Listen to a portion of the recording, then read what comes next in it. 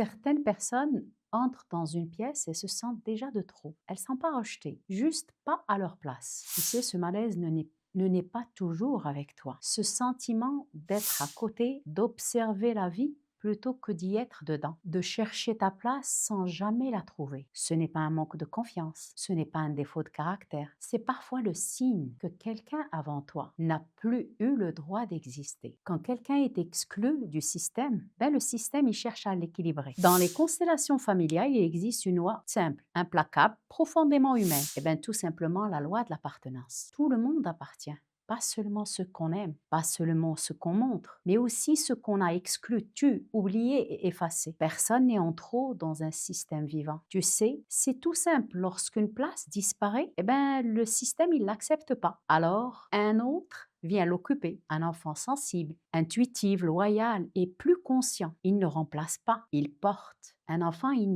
n'efface pas un exclu, il le représente. Je me rappelle d'une femme qui me disait « J'ai toujours eu l'impression de vivre à côté de ma vie ». Dans sa famille, une tante a été rayée après avoir fait un choix jugé honteux par la famille. Un prénom qu'on disait plus. Cette femme portait sa place en silence, sans effacement. Quand elle l'a vu, elle a pu dire intérieurement « Je te vois, mais je ne vis plus ta place ». Une autre avançait avec une pression constante. Réussir, tenir, compenser. Elle disait « J'ai l'impression de devoir vivre pour deux ». Avant elle, un bébé est mort, sans mots, sans rituel, sans place. Alors elle avait pris le relais, sans le savoir. Quand elle l'a reconnu, elle a pu murmurer « Ta place est la tienne, la mienne commence ici ». Tu sais, tu n'as pas à réparer une vie interrompue. Une troisième femme, quant à elle, elle vivait une honte sourde, ancienne, injustifiée. Dans son histoire, sa grand-mère avait été rejetée. Une histoire jamais dite, jamais regardée. Elle avait absorbé cette honte pour que le système tienne. Quand elle l'a vue, elle a pu dire « Cette honte ne m'appartient pas, je la rends. Tu ne portes pas ce qui a été tu. » Et toi, où te sens-tu